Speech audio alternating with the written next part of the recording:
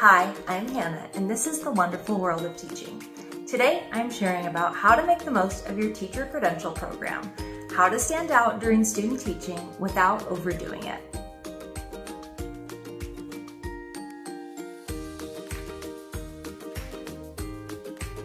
During my student teaching experience, I for sure thought that I was here to impress everybody and to show them that I was the teacher to hire. I was going to be the next candidate, and I just wanted to wow everybody.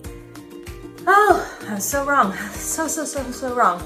There was so much that I did not learn, did not know, and did not understand, and I went in very, very naive.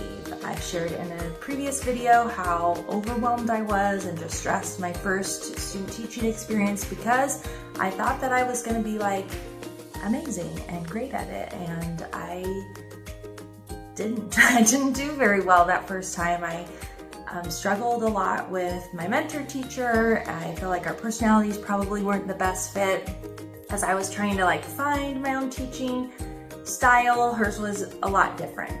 So that was something that I wanted to share, is the lessons that I've learned, but also just encouragement for you too. During your student teaching experience, this isn't the time to wow everybody with how amazing you are, because this is the time to really be learning. Teachers want to be able to see that you are able to be trustworthy. It's not a time to start being creative and trying new things. You really have to be trustworthy and develop that trust. Because you are taking over somebody's class, you're now responsible for these students and learning, and that falls on your mentor teacher. So it's really important to show up early or on time. Make sure that you're there, ready, that you're prepared every day, because really this is kind of an on-the-job interview.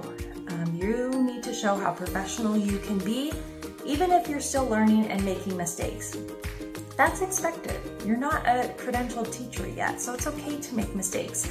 But make it a priority to show up early every day, to be there on time, to dress professionally, to be prepared, and then soon you'll start to be able to anticipate needs that your teacher might request. So if there's ever any downtime, ask, hey, are there any copies I can go make? What can I do to prep? Taking prep off of teachers is probably the biggest relief. It's something that they can go and do. And once you're able to learn kind of those things out of routine and consistency, they won't have to explain it to you of how to use the copier and train you on that. So be professional, show up early, make sure that you're there, and you will eventually build that trust with your mentor teacher, with the colleagues around, and with the principal and the school staff.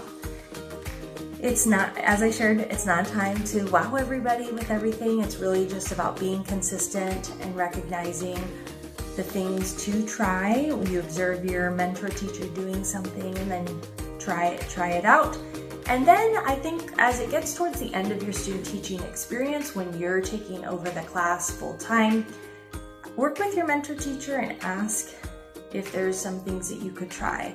Oftentimes there's certain things you might need to do as part of your credential program to be able to say yes, I used this lesson, or you have to do certain standards maybe.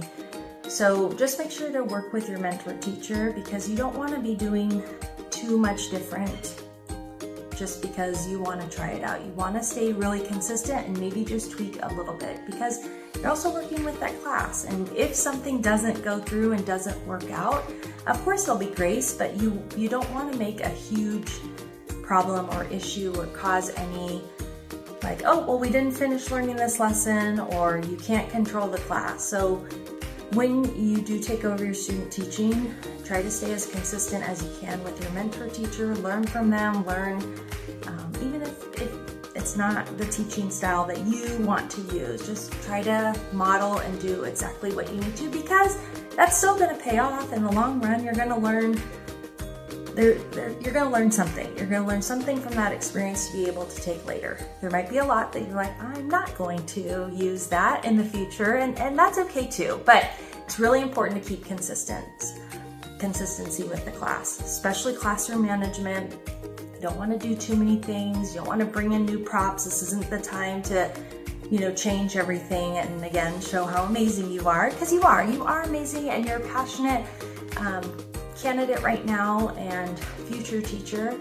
And that was something I had to learn, is just to be humble and just to do what's asked, even if it's cleaning while the teacher is teaching, because they don't know exactly what to do for you. And it's a lesson. Okay, when I get my classroom, make sure it's organized, it's cleaned at the end of the day, so I'm not having to clean. Whatever it may be, make note of it. As I shared in others, make sure to keep a teacher journal. Make note of successes. Make sure to make note of lessons learned, things that worked, that didn't work. If you have to type up lesson plans as part of your Credential program, save them. I mean, even if you don't use them later, you may want to look back and be like, wow, look at how much I've grown from when I wrote this lesson plan. So while student teaching is a time for us to kind of, okay, I've learned everything, and now it's time to apply what I've learned to a class of students. Really stick with your mentor teacher's teaching style and their classroom management strategies. And of course, if you're able to build really great trust, they may even ask for your opinion, and that's a good time to share it. As I shared before, it is an on-the-job interview, so you want to make sure that anyone that you're interacting with, you're being positive.